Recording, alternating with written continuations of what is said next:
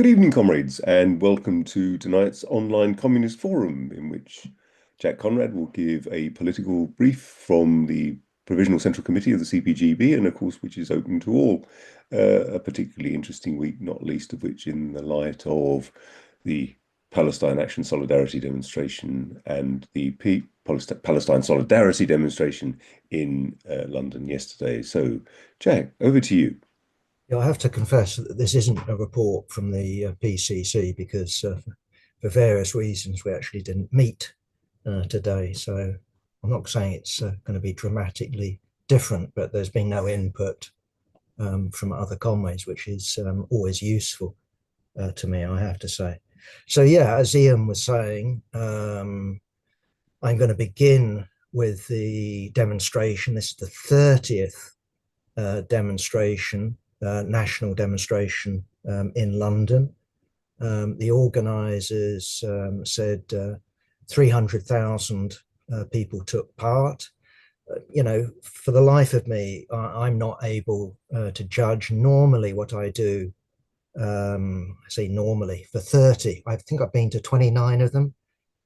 On these demonstrations, I usually go to the front, and then when the front gets to its destination, then I sort of trail up the road to the last people coming in, and that takes an awful long time. This time, instead of heading up the road from where the demonstration had come from, I headed down the road, down Whitehall to Parliament Square. Um, just just to give my impression of the demonstration first, we actually did have people there giving out the weekly worker. They were poor. It was very easy to give out. Maybe that was the Jeremy Corbyn front page, a critical front page. I don't know. Conways will have to tell me. But yeah, it was a spirited demonstration. It was a determined demonstration. It was an impressive demonstration. If I've got a regret, there is one. And although I've read that the organisers of the demonstration, so I'm taking that to be the Palestine Solidarity Campaign, Stop the War Coalition, CND, taking them as the sort of the main organisers, although they said they sent a contingent down the road to Parliament Square, I have to say that I didn't notice it, and no one I spoke to noticed them. There was a contingent from the UCU. The SWP had their banner there. Either way, when I got there, when would that be? I would guess 1:30, 2:00. I didn't really look at my phone, I have to confess. Parliament Square was a sea of people, loads of whom were having, with placards, homemade placards. The younger comrades tended to have things like plasticine solidarity or plasticine action or other such things, or no to the Terrorism Act, other things, other messages along those lines.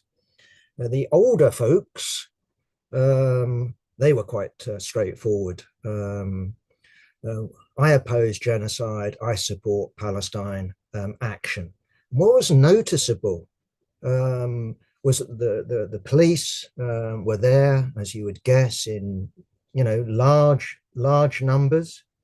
But yeah, from 1:00, when they were told to reveal or write their homemade placards, I think, again, just talking to people, a few people had been arrested. What exactly for, I don't know, because some comrade told me, someone was arrested for vandalism or something along those lines. Either way, there was no attempt to go in there straight away and should it, drag people away? Because again, the instruction, the advice was to go floppy, don't give your name to the police, make sure they take you to a police station. So you don't want a street arrest, you want a proper arrest in a police station. We want to flood the police stations. And I was told again by participants that one of the organizers had been around with one of these counters and accounted, in terms of people willing to be arrested, something like 1,050. My impression was, and I stayed there for some considerable time. My impression was that the police weren't doing a kettle operation, but they were doing a boredom operation. So by the time I'd got round to leaving, yes, I'd seen some arrests, including floppy arrests. But in general, what I got from talking to people I knew, people I, got to speak to, people's pictures I took, was God. I've been here since, well, before 1 o'clock. When are they going to start arresting us? And when I left, I was wishing people, well, I hope you get arrested soon. It's the first time I think I've ever said that in my life. And of course, everyone got the joke, because again, just talking to people, they were sort of going, well, I've been here bloody ages now. If they don't arrest me by 6 o'clock, someone else says, but if they don't arrest me by 7 o'clock, I'm going. And I do suspect that amongst the 1,000 plus that were counted with those placards, some, clearly not most, but some, went off, either out of exhaustion or because they had to get a train back somewhere or whatever. I don't know. Either way, last evening I was reading reports, in the mainstream media, 150 arrests, 300 arrests, 450 arrests. And the last time I looked, we were up to 900. So I don't know what the total would be, but it shows you how many were determined to stay, how many people were determined to be arrested. Now, one of the things that I do, I think it's the right thing to do under those circumstances, is to actually talk to the police. There were those, and I'm not going to criticize them, who were baiting the police. The Metropolitan Police is what, IDF, shame on you. I understand people's fury who were in solidarity with those, carrying pro-Palestine action placards. But what I did is to actually try to engage, with Met Police. There were police also from other parts of the country, by the way, including from Wales. But yeah, I tried to talk to the police, and quite a lot of them were willing to talk. I have to say that I think I had the better of the argument. It's true that they're under a constraint. Nonetheless, you put the moral argument, do you as an individual have a limit in terms of laws? And they all said yes. And so I said, well, so when it comes to a genocide, don't you see a limit? And it has to be said that, maybe there were those who were enthusiastic about arresting old age pensioners and vicars and, physiotherapists and consultant doctors.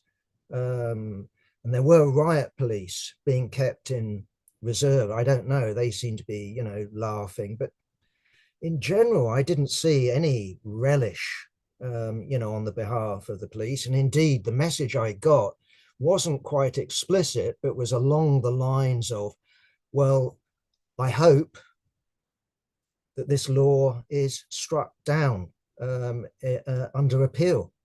That's their hope. And you can see why from the top that's their hope, and certainly from the bottom, the actual grunts on the ground that have to carry out these arrests. I mean, for all the talk about spitting, hitting, and all the rest of it, I mean, there no doubt were a couple of instances which I could talk about.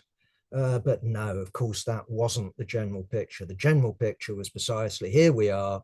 We're not going to help you arrest us, but we want you to arrest us. We're not going to show any resistance. We're going to overwhelm the courts. We're going to overwhelm, police handling. We want the police basically to agitate with the new Home Secretary. Who knows what chance they've got there to actually see the back of this law. Now, in terms of where there was some argy-bargy, it was down at the bottom of Parliament Square, where the police were actually leading people away. And they were either leading people away walking, or they were leading people away, as I said, gone floppy. And under those circumstances, yes, there was police, drawing truncheons. There was, police columns sent in past this sort of protective human barrier. I don't know how many people were arrested there, but a handful. And one young man, for example, got a bad injury over his eye. There was some, the police used force under those circumstances, but it wasn't the sort of picture that I've had described in the mainstream press from the Metropolitan Police. This wasn't a riot. This wasn't an aggressive crowd, quite the opposite.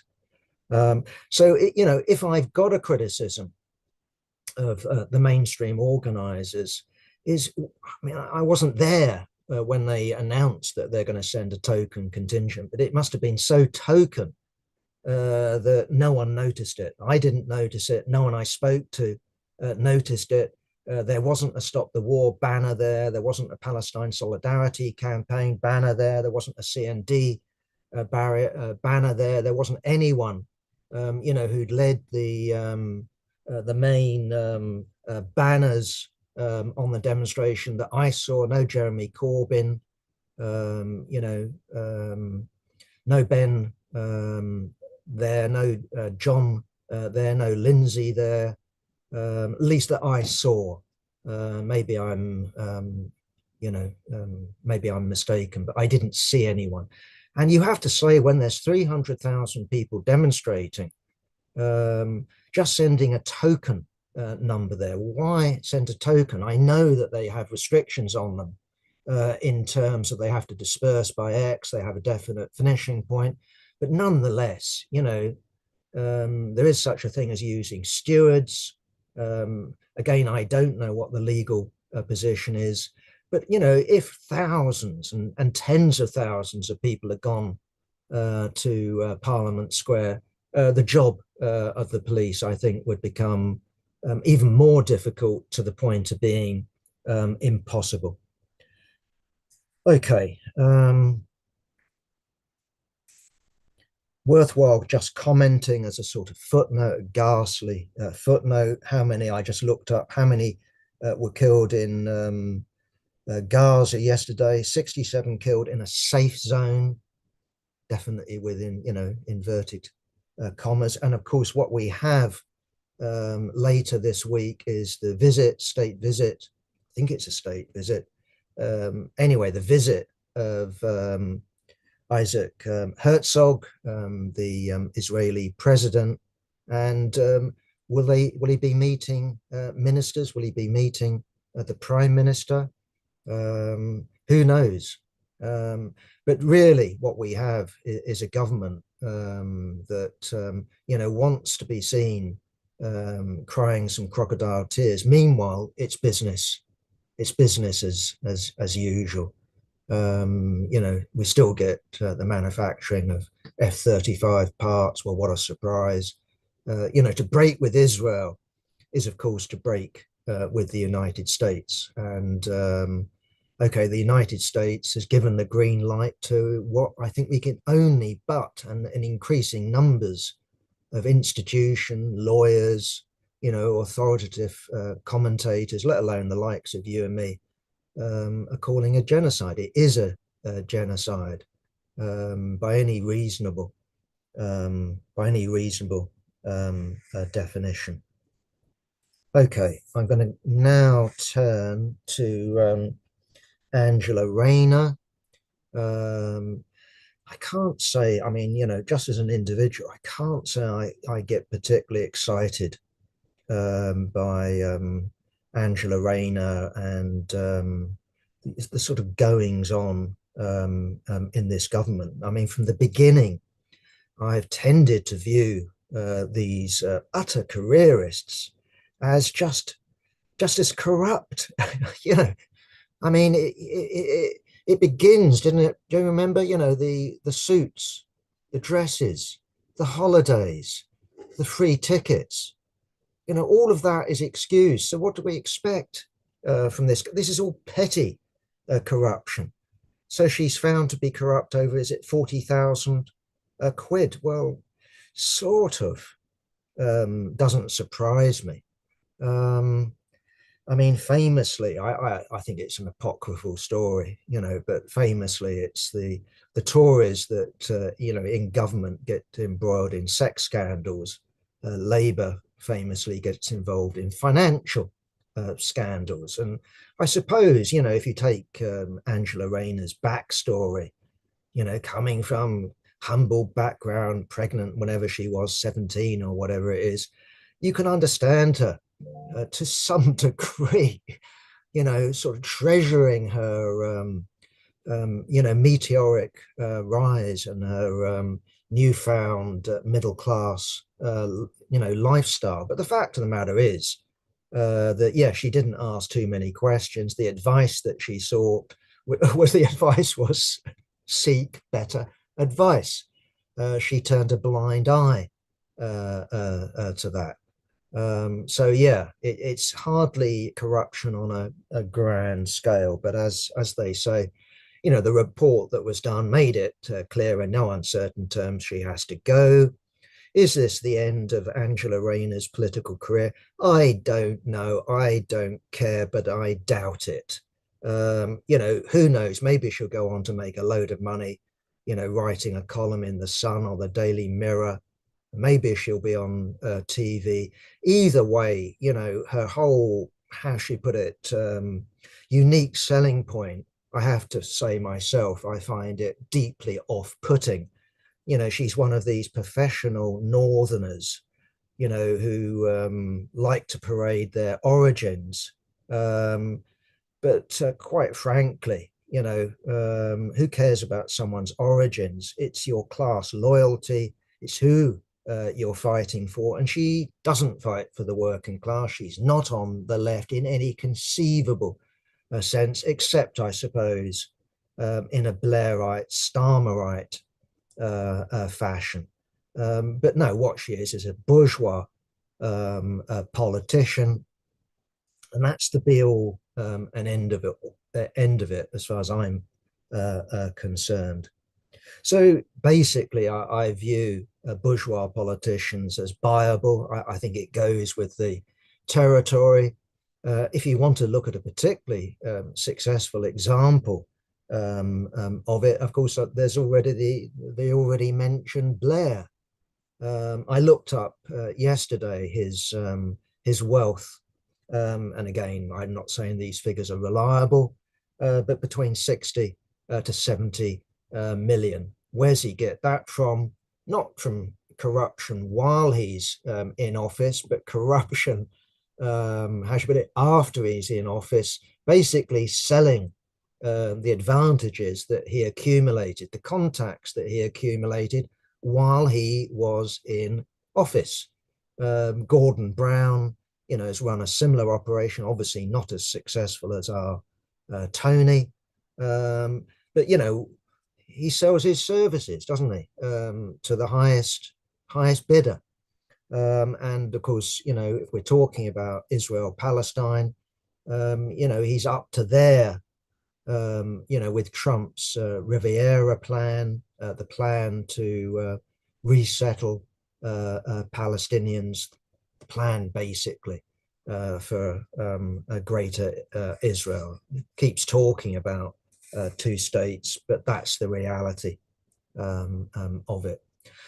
Okay, very quick comment on the reshuffle again.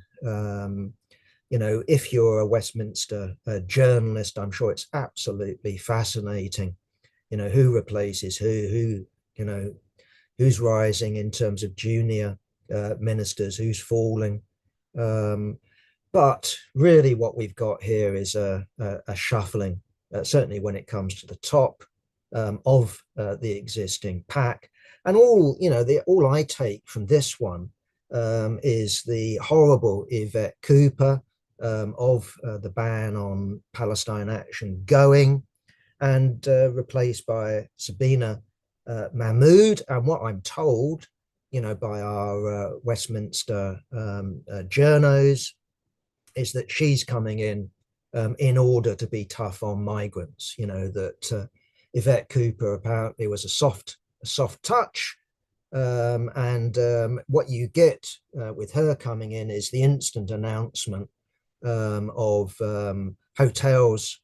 They're no longer going to house asylum seekers, but it's going to be barracks, not people living, amongst us, but people living, I don't know, in this disused or this converted barracks or another. And of course, what that's designed to do is to appease reform.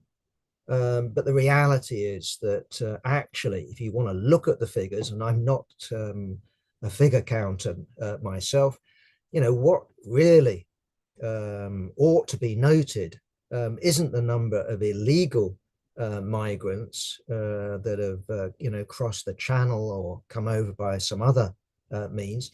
Look at how many migrants came in directly after Brexit, with the full connivance of Boris Johnson and then successive Tory prime ministers. But of course, what we actually get amongst at least a swathe of the population is no distinguishing between, illegal, legal, or for that matter, historically established migrants. The reality is that what we are in the midst of is a wave of English, British, chauvinist reaction. That's what's going on at the present time. And quite clearly, the Labour Party is feeding that agenda. And it has the advantage, of course, of being in government and being able to actually do something.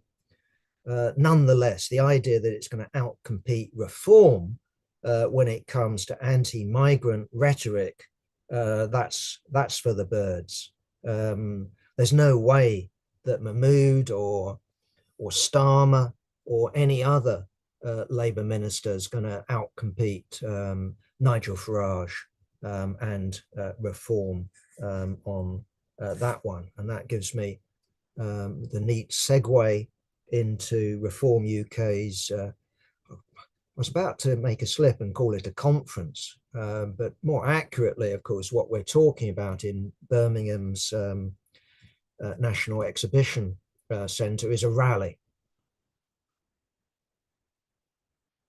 And again, I haven't seen videos, I haven't seen, exhaustive reports. We've got an article commissioned for this coming paper on the question. But what I've read is that basically this is a tribute act to the Republicans, in particular Donald Trump. So we get Nigel Farage saying that he will stop the small boats in 2 weeks. A bit like Donald Trump and the Ukraine war. I don't know how long he said it would take for him to sort it all out.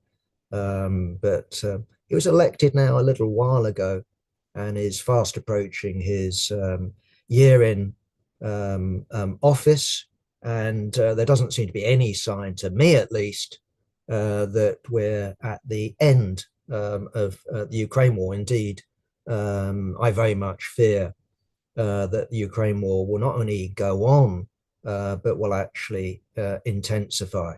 So, what plan does Farage have?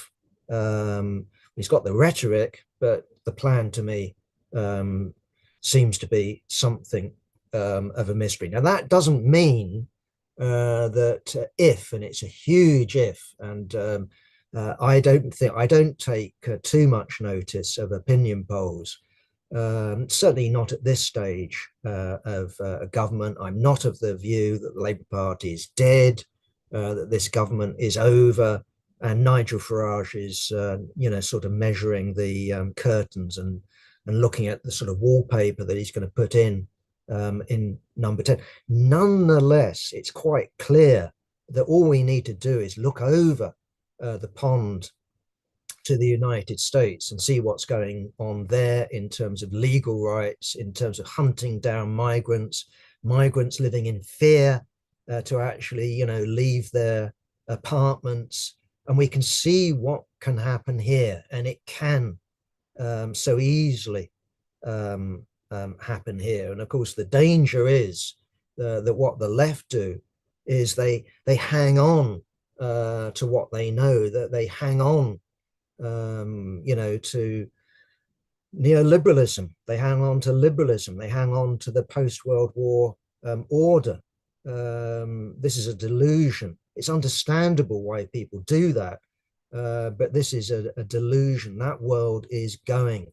That world was the product of the strength of the Soviet Union, the strength of the workers' movement in the West, and the necessity that the capitalist class, crucially its new hegemon, the United States, the recognition that concessions had to be given, substantial concessions had to be given to the working class, both in Western Europe, but also in the United States, in the core imperialist countries. So we saw a doubling and a doubling again of living standards. And we saw the promotion by the United States of right-wing social democracy. So in Britain, right-wing laborism. In Europe, socialist parties, social democratic parties, paid for and promoted, by the CIA and other, US state institutions. Anyway, so yes, it can happen here, and it doesn't need a reform government for it to happen. In that sense, what we get is the Tories competing with reform and Labour competing with reform. So what would be unthinkable, now precisely becomes thinkable in a year or 2 years time. Already mentioned the nature of the reform rally, very much a platform for Farage, but also his newly captured Nadine Dorries and other former Tories. I have to say that if you look at the Reform rally, I get the distinct impression, while there are a few ex-Greens, ex-Labour, ex-Lib Dems, ex-SNP, the bulk of these people, if they've been in politics before, are Tories. And myself, I very much view Reform as the sort of right wing of the Tory party in exile. And, again, who knows about the future? Maybe a Reform majority government, but maybe a Reform Tory coalition government, maybe a Tory Reform merger. Who the hell knows? I wouldn't rule out anything, but I would caution at least, talk of the death of the Tory party. It's the oldest political party in the world. In the same way, I would caution about death of the Labour Party. It still remains, not least because of the trade unions, a class-based party, very much attenuated, but that still is a reality. Okay, Okay, yeah, just again a sort of little footnote on the rally. Um, we hear that, no surprise, I think, that the your party, definitely in inverted commas, the Jeremy Corbyn party, its founding conference now seems to be being put off. Um, so the talk of November is giving way to talk of a conference in 2026. And again, what I'm picking up, and I'm not saying it's anything, I've got no insight to the inner workings. I don't know who has, other than Jeremy and literally a handful of people. Seems to be that what they're thinking of is some OMOF formulation with a lot of people voting in a plebiscite at home and having a rally, either in Birmingham or London's O2 or Wembley Conference Centre, who knows. But if that is the case, then what we're dealing with is something that isn't going to be a useful vehicle for those that want to see social change, a different society. And my fear is precisely, as with this ridiculous but understandable stand that Corbyn has made about not defining himself as an anti-Semite, that what we'll have with your party is a repeat of Jeremy Corbyn's period as leader of the Labour Party.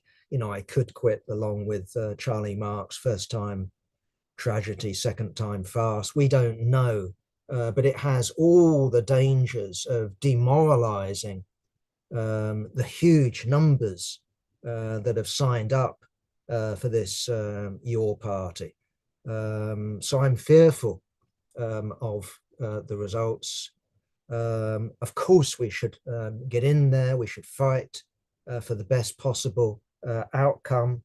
But the fact of the matter is that with Jeremy Corbyn as leader of the Labour Party, we saw basically no reform of the structures of the Labour Party.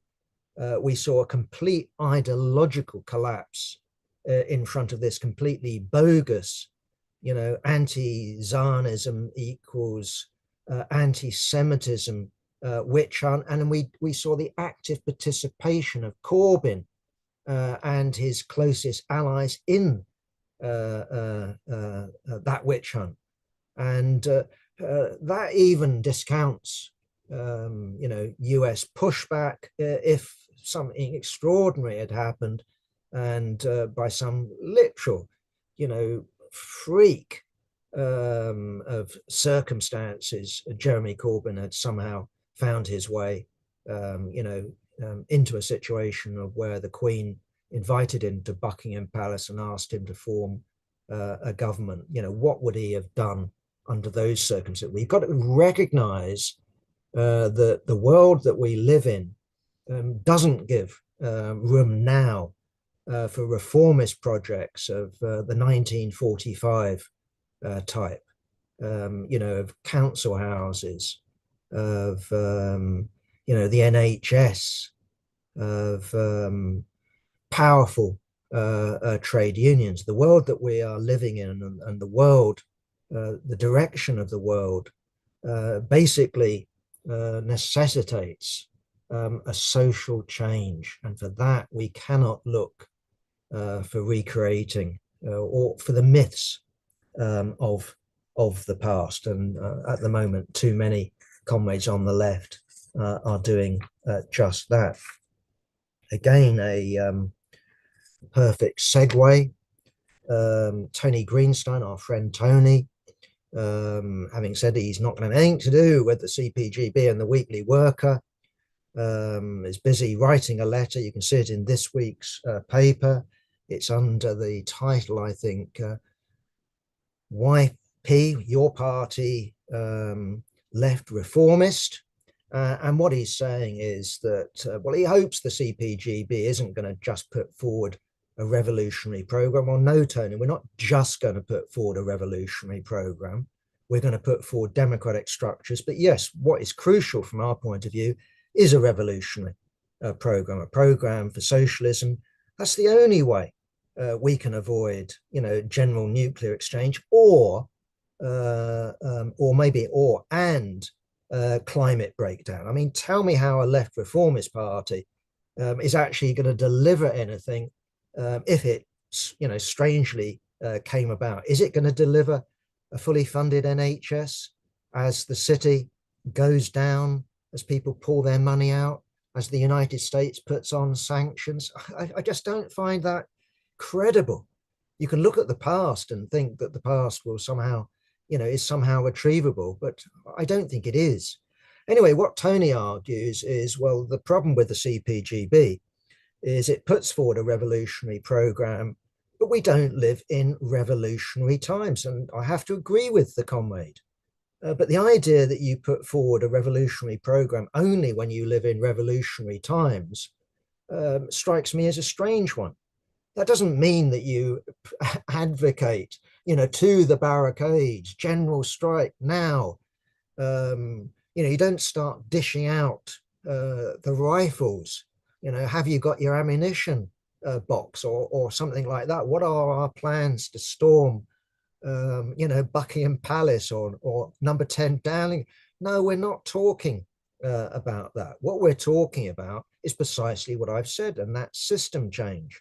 And we can change the system potentially peacefully. That's possible. But we're only going to change the system peacefully if the bourgeoisie is faced with such a massive movement, not only in Britain, but internationally, that they basically sue. They accept surrender terms. So Marx famously talked about, well, pension off the bourgeoisie in Britain, maybe in the Netherlands. I think he said, chuck them some gold. But if they don't do that, and they launch what Marx called, because these are the times that he lived in, a slave owners rebellion that we saw a few years before in the United States, then we will fight them, and we will win. That's really our message there. But no, the idea that it's only in a revolutionary situation you put forward a revolutionary program is just, quite frankly, daft. I mean, we all know our Russian history. I am going to refer to it. But of course, Russia not only had its 1905 and its 1917, it also had, after 1905, a long period of reaction where the Bolsheviks, the Mensheviks, the left were persecuted, were forced back into illegal conditions, had to operate from abroad, had to take advantage of any, even the most limited legal opportunities to get over their message before Tsarism itself collapsed in February. What should have the Bolsheviks have done? What should even the Mensheviks have done? Or the socialist revolutionaries done in that period of reaction? Sort of chuck their revolutionary program and said, oh, we're for a left reformist Tsarist empire. I mean, no.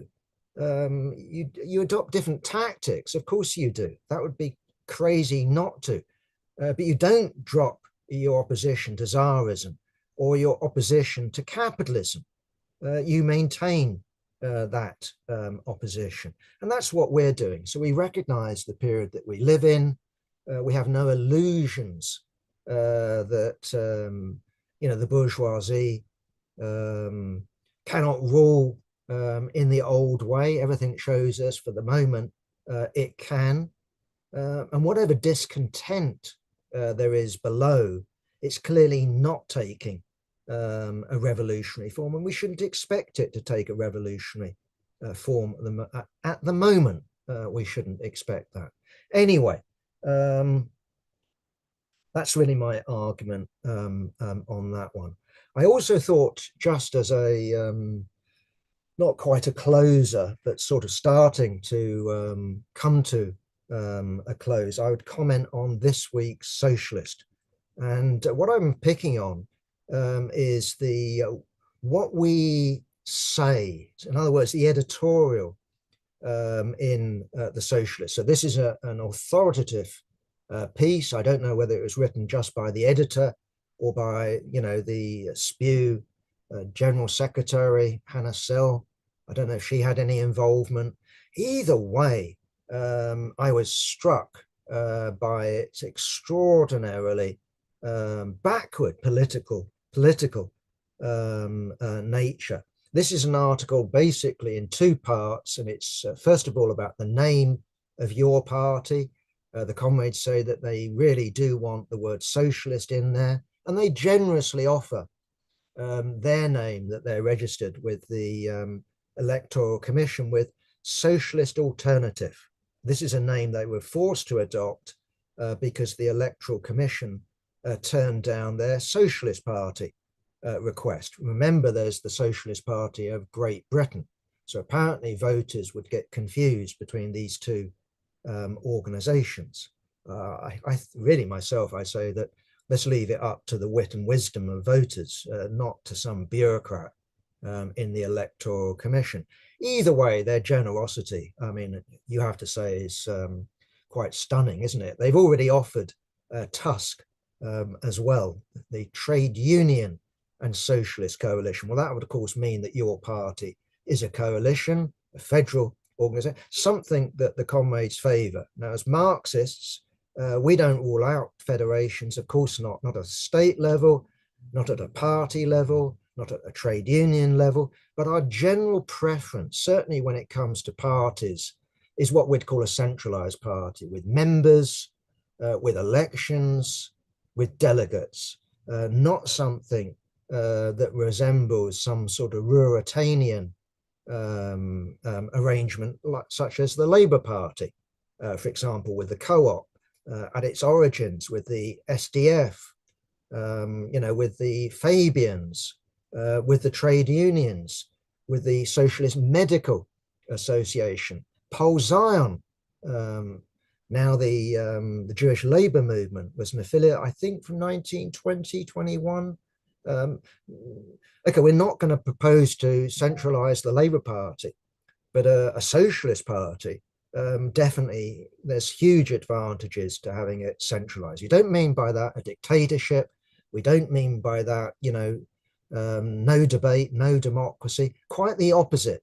You're going to have effective democracy because things are centralized. So one suggestion with your party, for example, is it should be federal, and therefore these independent MPs should do their own thing because that's how they were elected. Jeremy Corbyn was elected as Jeremy Corbyn, so Jeremy Corbyn should carry on doing a Jeremy Corbyn thing. No, we say that Jeremy Corbyn and anyone standing on the ticket of this future party should be subordinate to the will of the collective, of the party. That's who they're responsible. That's who they should be responsible to. Anyway, the comrades propose a federal party. They think they want the word socialist in it. They recognize that the SPGB has got the word socialist. I'm not saying a monopoly, but socialist party has got that tied up. So who knows what the name will be. I think the front runner at the moment is either People's Party or the Left Party. The real question is, though, it's the method. And this consultation, I mean, we all remember the last consultation with Momentum and what the result of that. Oh, we suddenly have an OMOF system institutionalized. This is something we ought to point out as a danger. Anyway, the next part of this socialist, what do we think or what do we say, had this formulation. Trade unions are the largest voluntary democratic organization of the working class. Okay, I can go along with that, I suppose. That's right. 6 million trade unionists represented by the TUC. I think that's a rough and right figure. Unite itself, what's that now? The second largest union, Unison, the largest, near 1 million each or thereabouts. But what's it carry on as? but they don't just represent the interests of their members. Remember, this is an editorial statement, not some, new comrades writing. Anyway, I'll carry on. They don't just represent the interests of their members in the workplace, but they represent the general interests of the working class. Look at Unite, it says, and how they stood up for pensioners. To me, this is an A-B, no, let's correct myself. This is not an ABC mistake, this is an A mistake. This is so elemental in terms of Marxism. No, trade unions, by their nature as trade unions, represent sectional interests. That's what they represent. And indeed, they not only can represent sectional interests in the working class in terms of my members and their interests, they can also come, and I think that is the case with so many trade unions, in fact, the majority of trade unions, that actually what we have is the bureaucratization of trade unions. So effectively, trade unions end up representing the interests of the trade union bureaucracy. And after all,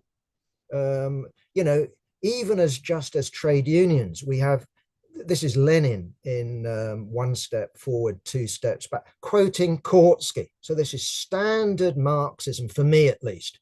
And Kautsky says, no, what we have with trade unions, and I think this is Lenin's term or Lenin's interpretation of it, what we have with trade unions is the bourgeois political economy, the bourgeois politics of the working class. So yes, Unite can put forward the interests of pensioners when it comes to winter heating. Sharon Graham will certainly champion the interests of Birmingham bin strikers. Yeah, that's certainly the case. But notice also, comrades in the Socialist Party, she also champions the interests, because they are her members, of people working on the Trident submarine, of people working on F-35 parts that go to the United States, which are then exported to Israel to fuel its war machine in what is a genocide. This isn't the general interests of the working class, it's sectional at best. It's only when, and this is the Marxist argument, when Marxists are successful in winning the leadership of trade unions, we turn them into schools for communism. Now, that isn't we're not talking about the CPGB in the 60s or the 50s.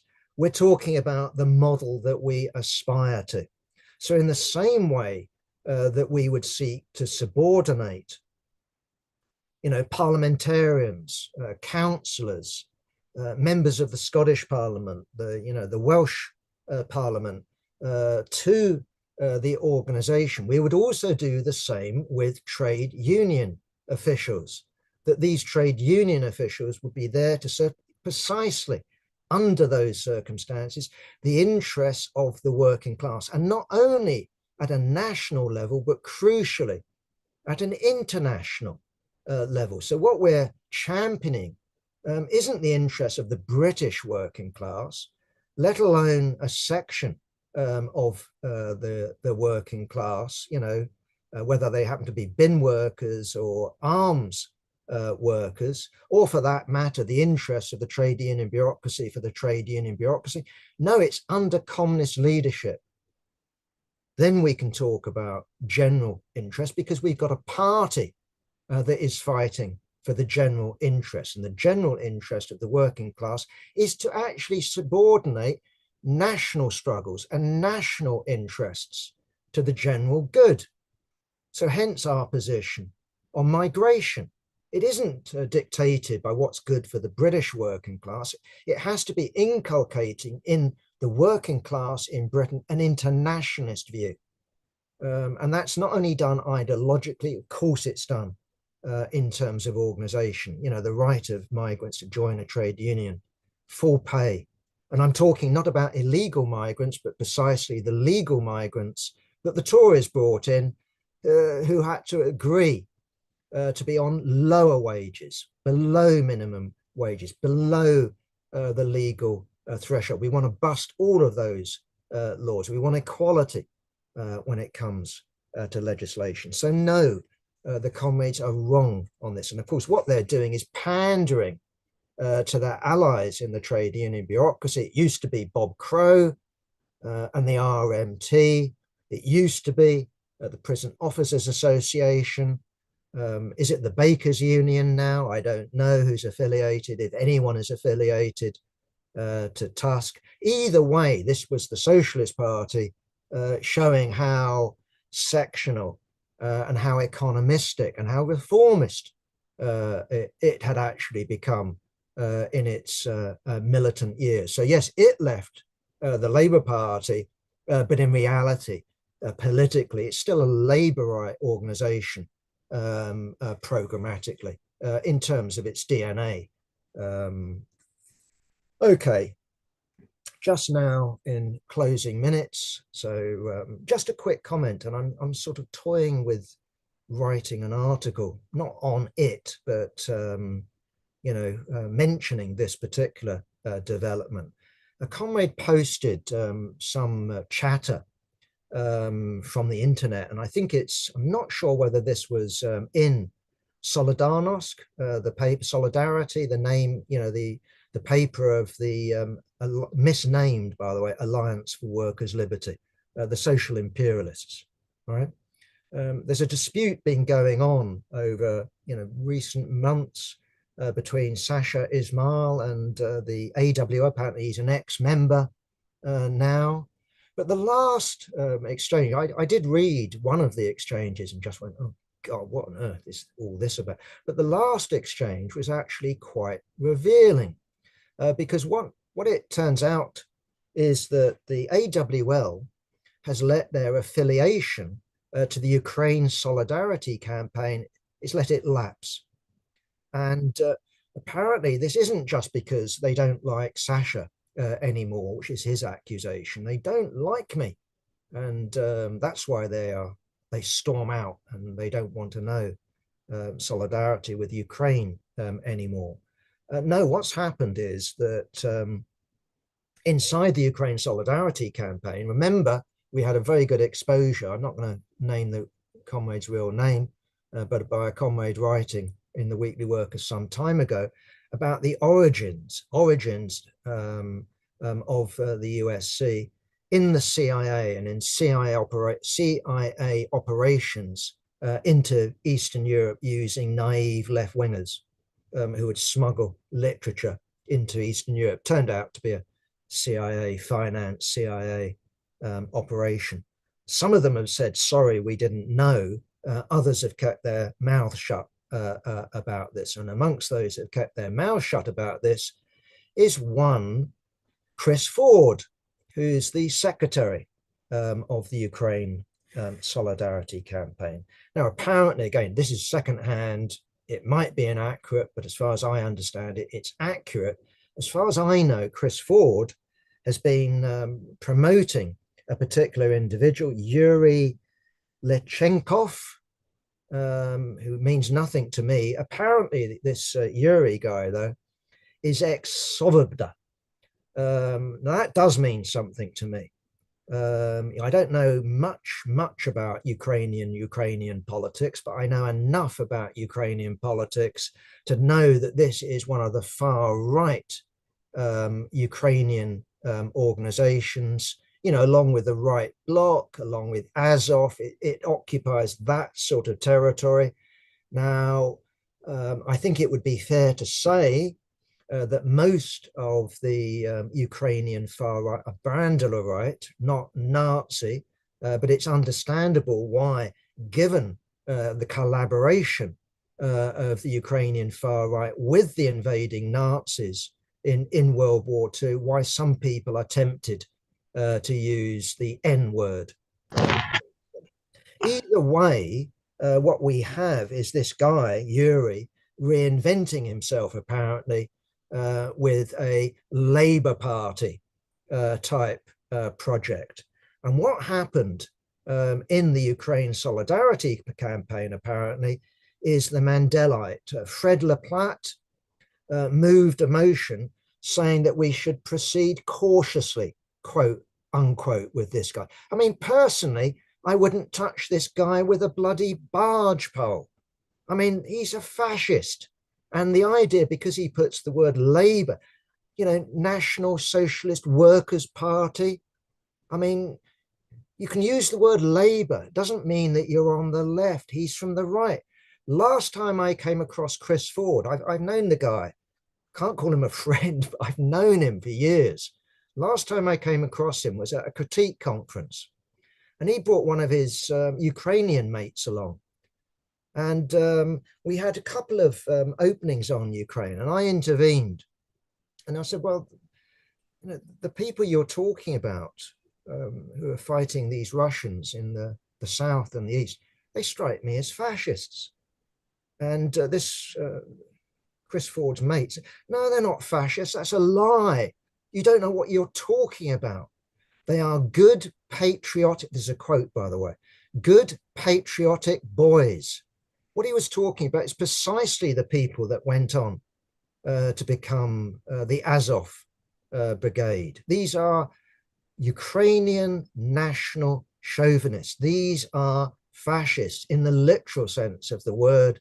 What they are is extra state fighting formations. That's what they actually are.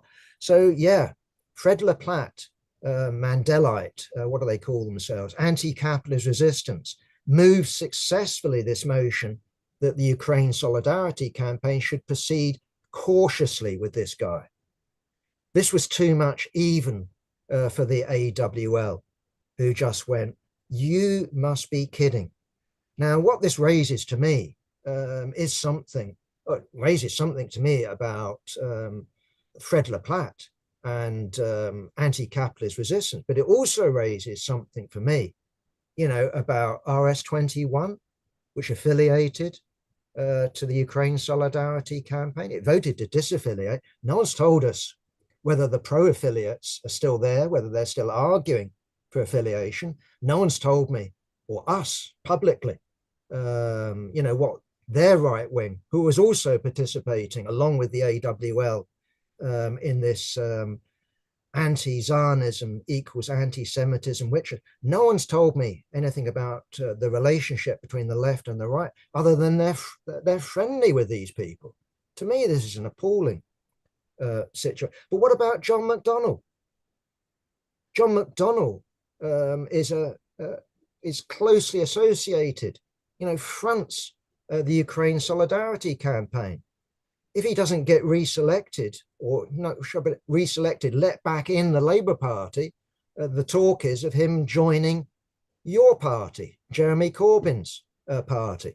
What's the attitude of your party? Not only when it comes to anti-Semitism, what's the attitude of your party to what is a NATO proxy war, which involves the far right in Ukraine? I mean, the most likely scenario, if there is a peace, and that's a very big if in my opinion, is precisely a right-wing coup, precisely by the likes of Svoboda or by the likes of this Yuri guy's Labour party.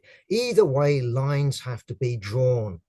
And the fact that even the AWL find the Ukraine Solidarity Campaign unacceptable really should raise questions, not only in terms of past affiliations, but also for trade unions, such as, I think, if I'm not mistaken, PCS, and I think I'm not mistaken when it comes to the teachers union. I could be wrong there, but I think they're also affiliates. But what about the trade union support for this Ukraine Solidarity Campaign? It should come to an end.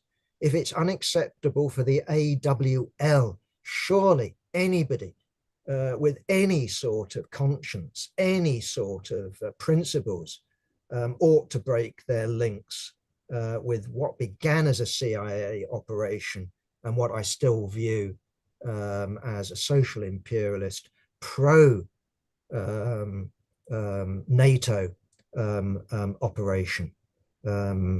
So yeah, break links with the UWC, and let's have an accounting for the past. We can't just forget what happened a year ago or 2 years ago.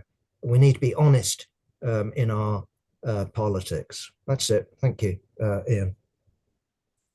Thank you very much, Jack. Right, comrades, if you click the raise hand function in your at the bottom of your screen and be prepared